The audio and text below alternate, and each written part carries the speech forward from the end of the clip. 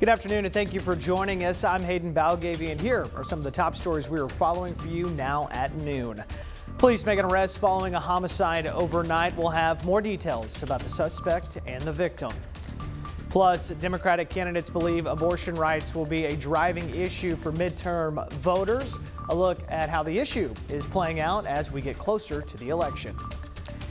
And Russia targets Ukrainian energy facilities, leaving many without power and water. We'll continue our coverage on Russia's renewed attacks from the air and how neighboring countries are preparing. But first, new details from Little Rock police as they investigate another homicide in the city. Now, we have learned that the suspect, who is now in custody, is also connected to a homicide in Benton. Now, Little Rock police arrested DeMontre Hatfield last night in the shooting death of Larry Foster. Now, investigators later connected him to a murder at a Benton apartment where he allegedly killed Crystal Wilder. Now, he took her body and a child and drove back to Little Rock. Now, the child was dropped off at a hospital with a gunshot wound. No word on their condition this afternoon. As for Hatfield, he is facing several charges, including capital murder, domestic battery, and endangering a child. Conway High School is closed today in memory of a school secretary killed by gun violence. Corey Bartholomew was one of the two people killed in a shooting spree 2 Fridays ago. Now, her funeral is later today at New Life Church in Conway. The high school will also honor her with a purple out at the school's homecoming game.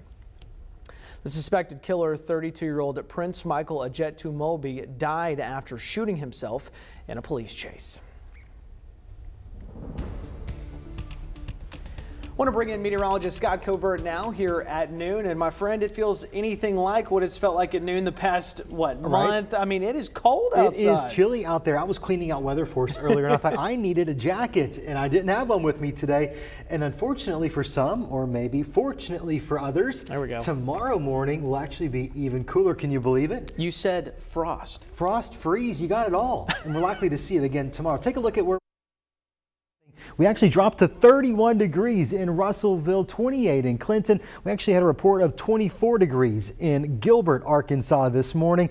It's going to get even cooler come tomorrow, but at least for right now here at the noon hour, we're in the 40s and 50s. It's 50 degrees in Little Rock, 48 in Searcy, 52 right now in Arkadelphia. We'll see that thermometer climb a little bit more up to 57, but with that wind this afternoon out of the northwest, just 5 to 10 miles per hour, it's enough to make it feel even cooler. Certainly a crisp afternoon. You're going to want that jacket. Now, if you didn't have a freeze this morning, there's a good chance you will tomorrow morning. A freeze warning in effect for literally the entire state of Arkansas going into tomorrow morning. So if you've got some sensitive vegetation, some plants you want to protect, or a sprinkler system, you got to take care of that today. If you wait till tomorrow, it will be too late. I'll let you know how cold it's going to get in your town coming up in just a few moments. All right, Scott, thank you, sir. So what should you be doing today to prepare for the freeze tonight? Well, first, if you have any flowers or potted plants that can't be brought in, be sure to water them. The water helps hold in heat. And as for summer crops, we turn back to Ryan Neal from the U of A Ag, who says it's time to harvest even if they're not ripe.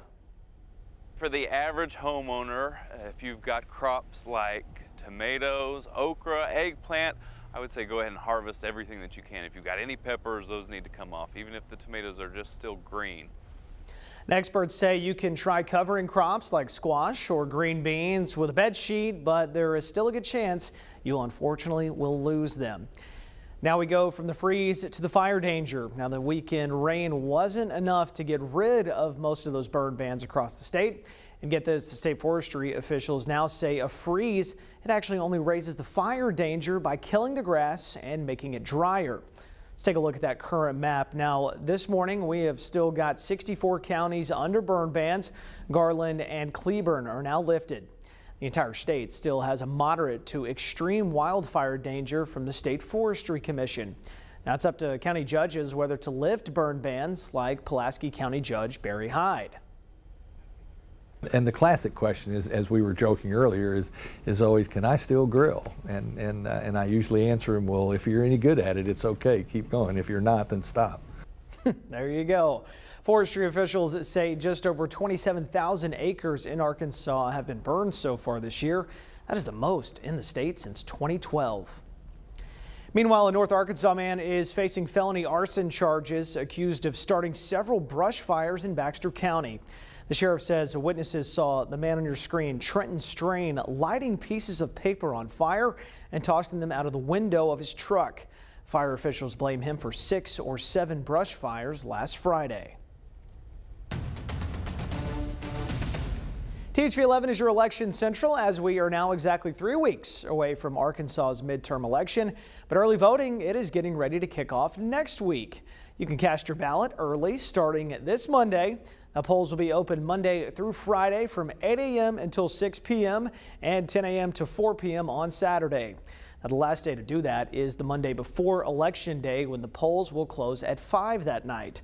Now, if you do plan on early voting, be sure to check which polling place you can cast your ballot. Election officials are getting organized and prepared for voters to arrive, and part of that preparation is finding enough poll workers. Now, luckily in Garland County, people not even old enough to vote are looking to help out.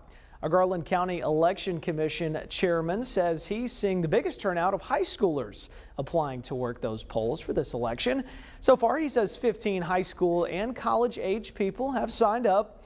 He encourages younger folks to get more involved to help out with elections and go vote. The 55 and older group of voters is about 95% of the vote. So you have 2% in the under 24, and it's like gets up to 5% when you get under 35. Now, Haley says even though they aren't searching for any more poll workers in Garland County, he encourages high schoolers to still apply because he makes room for them. And to help you prepare for our midterm election here in Arkansas, we have a THV 11 voter guide that is online right now. All you have to do is text the word VOTE to 501-376-1111 and we'll send a link straight to your phone. The guide is filled with information about the major races, candidates, and the biggest issues you will see on your ballot this year. Well, abortion rights have emerged as a driving factor for Democratic voters this fall, months after the Supreme Court overturned Roe v. Wade. The advocates on both sides of the issue are canvassing in key battleground states in an effort to make sure their voters turn out. Now, it's not just federal races they're focused on, but also key gubernatorial and legislative races that could shape new abortion laws at the state level. Natalie Brand reports from Bucks County, Pennsylvania. In a key swing district within a battleground state, abortion rights advocates are canvassing 7 days a week. I would say the stakes have never felt higher. Courtney Baus is director for Planned Parenthood Votes in Pennsylvania, a state with both an open Senate seat and governor's race. Abortion access is literally like in the balance this election. The political arm of Planned Parenthood says it's investing a record $50 million nationwide, spending from Arizona to New Hampshire. On the other side of the issue, the Political Action Committee Susan B. Anthony Pro-Life America says it's focused on a similar map with a nearly $80 million budget. The group says it's also canvassing and provided these photos, but declined an interview. It's respect for life. Joseph Downey of Pennsylvanians for Human Life and Bucks County Pro-Life Coalition says while his group is not political, he's voting for candidates who are against abortion. We're advocating for those who can't advocate for themselves. We're their voice. We're the only voice they have. The single issue is energizing voters across the spectrum. I generally vote pro-choice anyway, but I will now go straight for whoever is pro-choice across the board. I think that it is a state issue. But Bucks County resident Mike Snyder says a lot more will factor into his vote. I would pray that no one I know is required or is forced to get an abortion, but at the same time, the economy is number one, energy prices would be number two, and crime would be number three. In the final stretch, canvassers are competing for persuadable voters as the issue of abortion faces its next big test at the ballot box. Natalie Brand, Bucks County, Pennsylvania. The nation's first trial over transgender youth care enters day 2 in Little Rock today. On Monday, both sides agreed to skip opening statements, getting right into their arguments. A U.S. District Judge Jay Moody, who temporarily blocked the ban earlier this year, is hearing the case. Arkansas law blocks doctors from providing gender-confirming hormone treatment, puberty blockers, or surgery to anyone who is under the age of 18. The judge's decision could impact similar bans in other states. He says there's a chance the trial could stretch on for weeks. In international news, Russia is showing no signs of slowing its recent barrage of attacks on civilian targets in Ukraine. And Russian missiles are now taking aim at the nation's infrastructure. Skylar Henry has the latest from the White House. Russia is targeting power and water supplies just ahead of Ukraine's brutal winter weather. Local officials say Russian missiles hit 2 power plants in Kyiv, killing at least 2 people. More than 50,000 residents lost electricity. Tuesday's strikes follow a barrage of drone attacks on civilian targets in numerous cities, some that had been relatively calm for months. Kyiv's mayor called Russia a terrorist state. Killed a lot of people, civilians, unguilty people, and that's why it's terror attack.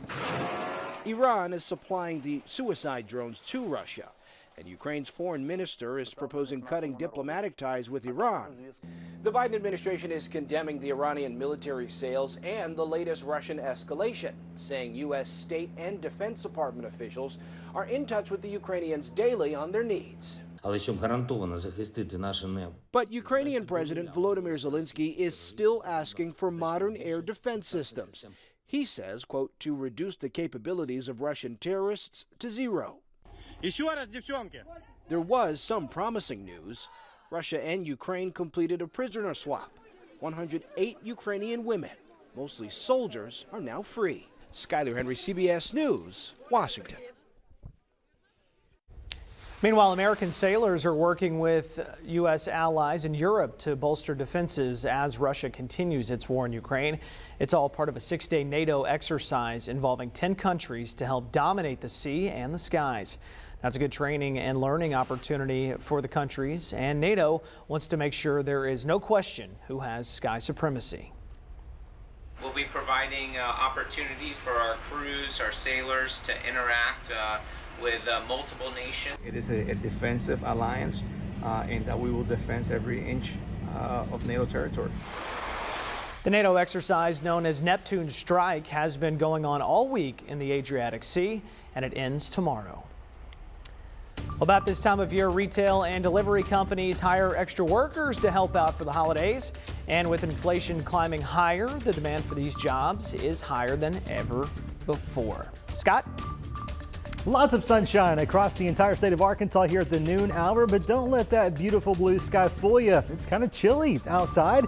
If you like cool weather, you're going to love tomorrow's forecast of freeze likely. I've got the latest on that and some good news for those that like warmer weather. A big warm up on the way as well. Details of the twists and turns coming up when THB 11 News at noon returns.